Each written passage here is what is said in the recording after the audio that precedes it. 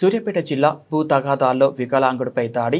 ఒక వికలాంగుడిని విచక్షణ రహితంగా కొట్టడంతో వికలాంగుడు అస్వస్థతకు గురైన ఘటన సూర్యాపేట జిల్లా చివ్వేంల మండలం మున్యానాయక్ తాండాలో చోటు చేసుకుంది. మున్యానాయక్ తాండాకి చెందిన వికలాంగుడు దారావత్ రవికి అదే తాండాకు చెందిన తన బాబాయితో పొలం పంపకాల విషయంలో కొన్ని రోజులుగా వివాదం నెలకొంది. పొత్తుల పొలంలో నుంచి అక్రమంగా మట్టి తరలిస్తున్నాడని నిలదీయడంతో తనపై దాడి చేసినట్లు తెలిపారు. వికలాంగుడైన తనపై తన భార్యపై దాడి చేసి ఇష్టం వచ్చినట్లు కొట్టడంతో తీవ్ర అస్వస్థతకు గురైనట్లు ఆవేదన వ్యక్తం చేశారు. తనకు రక్షణ కల్పించి వికలాంగుడు అయిన తనపై దాడి చేసిన తన బాబాయితో పాటు వారి కొడుకులపై కూడా చర్యలు తీసుకోవాలని, తన బాబాయితో తనకు ప్రాణహాని ఉందని బాధితుడు ఆవేదన వ్యక్తం చేశారు.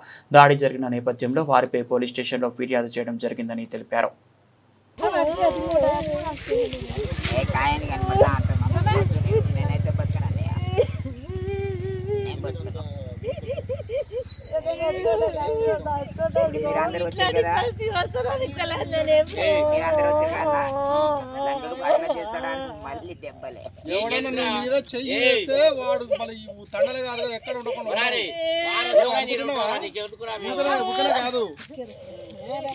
కాదు ఇప్పుడు పంచుకున్నా కూడా అయిపోయేది కదా, పంచుకున్నా ఎవరు బాగా వాళ్ళు ఉంచుకునేది.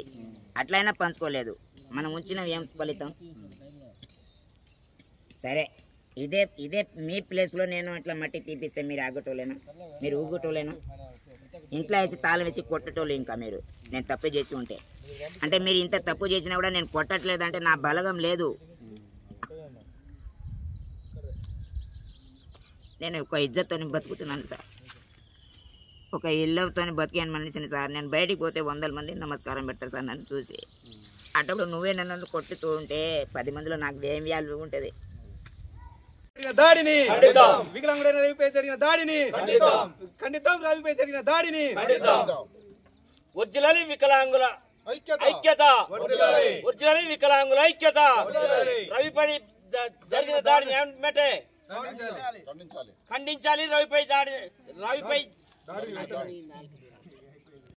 ఓకేనా? నమస్కారం సార్, నా పేరు రవి, సూర్యాపేట జిల్లా చివ్వేంల మండలం మున్యానాయక్ తాండా. ఇది నా ఇల్లు.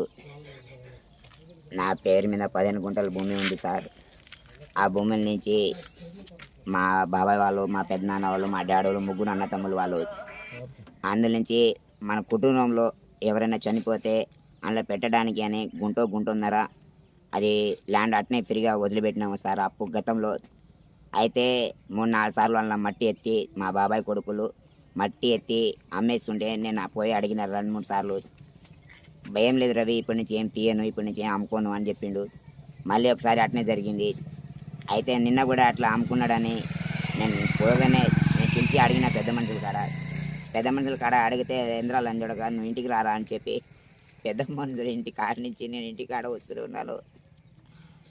అయితే రోడ్డు మీద వాళ్ళు కనిపెట్టుకొని భార్యాభర్తలు వాళ్ళ అమ్మ నాన్న అందరు కలిసి మా భార్యకు మాకు విచిత్రంగా కొట్టిరు సార్. తండ్రులు సాక్ష్యం చెప్పాలంటే వద్దురనైనా మేము చెప్పాం, వాళ్ళతో ఎవరు మాట పడతారు అంటారు. మరి తండ్రులు సపోర్టింగ్ ఉండరు. అయితే ఎవరు, మా అమ్మ నాన్న మాకు తోడు ఇంకా ఎవరు లేరు, మాకు సపోర్ట్ ఎవరు? DSP sir, CI sir, SI sir, SP sir, మీరే నా తోడని మీ కాలు పట్టుకొని చెప్తున్నాను. ఈ కేసుకి మాత్రం చాలా సీరియస్గా తీసుకోవాలని, మా కాపాడుకోవాలి కానీ కోరుతున్నాను సార్. ఇంకోటి ఏంటంటే పిల్లలు సాక్షిగా చెప్తున్నా సార్, దీంతో 3వ సార్ దెబ్బలు కొట్టించారు. భయపడ్డా సార్ నేను. కాబట్టి ఇక్కడ ఉన్న 15 గుంటలు కూడా అమ్ముకొని ఎక్కడపై దూరంగా పోయి బతుక్కోవాలని కోరుకుంటున్నాను. వాళ్ళకి చట్టం ప్రకారంగా అది ఏదంటారు సార్, చర్యలు తీసుకోవాలని మనస్ఫూర్తిగా కోరుతున్నాను సార్.